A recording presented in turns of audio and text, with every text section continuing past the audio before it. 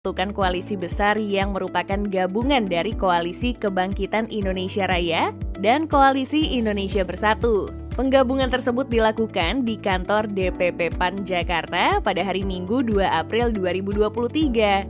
Dalam pertemuan itu, para punggawa parpol seperti Prabowo Subianto dari Partai Gerindra, Muhaimin Iskandar dari Partai Kebangkitan Bangsa, Zulkifli Hasan dari Partai Amanat Nasional, Erlangga Hartarto dari Partai Golkar, dan Muhammad Mardiono dari Partai Persatuan Pembangunan. Widih, sampai 5 partai loh yang berkoalisi. Tapi kok PDIP nggak gabung ya di koalisi ini?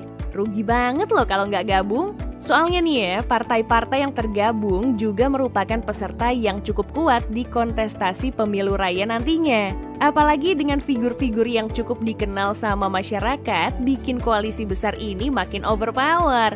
Jangankan untuk PDIP sendiri, Koalisi Perubahan untuk Persatuan dari kubu Anies aja kayaknya udah kewalahan ngadepin koalisi ini.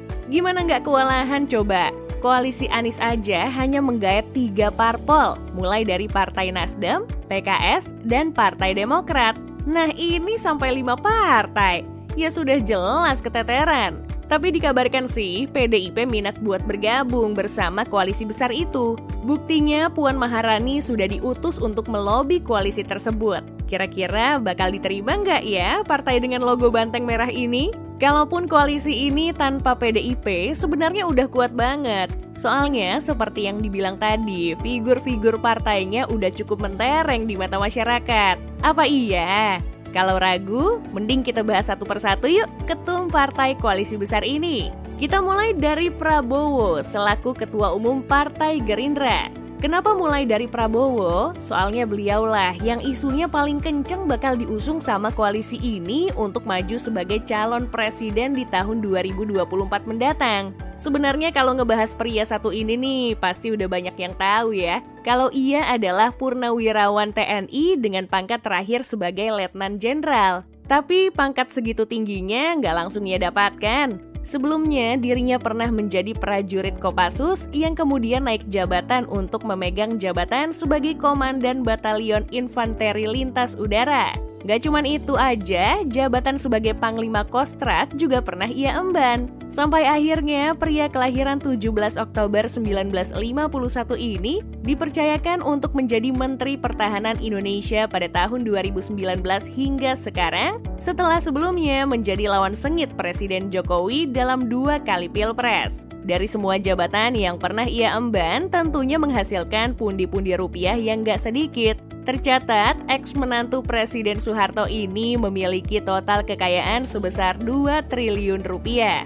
Kekayaan segitu gedenya ditopang dengan 10 aset properti yang nilainya mencapai 275 miliar rupiah.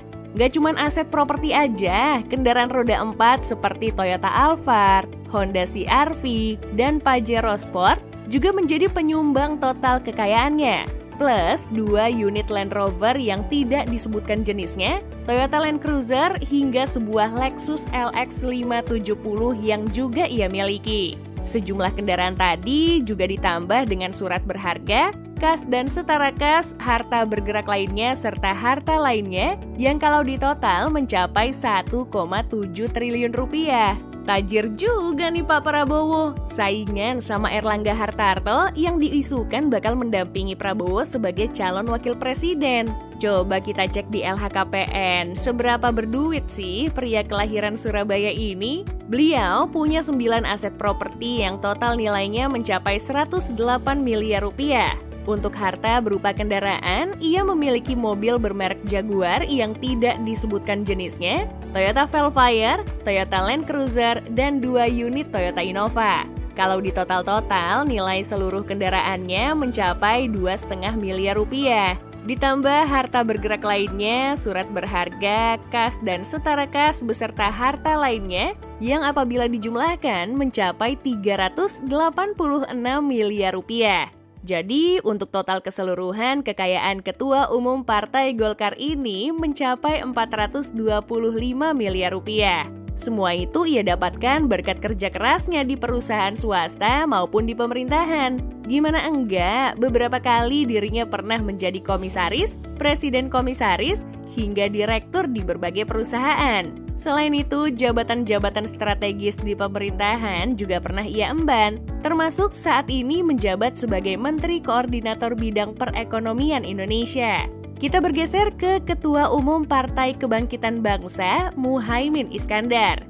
Pria yang akrab disapa Caimin ini juga udah malang melintang dalam menduduki jabatan pemerintahan yang tak kalah strategis. Mulai dari anggota DPR RI, Wakil Ketua DPR, Menteri Tenaga Kerja dan Transmigrasi Indonesia, hingga Wakil Ketua Majelis Permusyawaratan Rakyat Republik Indonesia pernah ia emban. Bahkan untuk sekarang ini beliau menjabat sebagai Wakil Ketua DPR RI mendampingi Puan Maharani. Cuman rasa-rasanya sih aneh kalau ngelirik laporan kekayaan alumni UGM ini. Terakhir beliau melaporkan kekayaannya di tahun 2020 dengan total mencapai 26 miliar rupiah.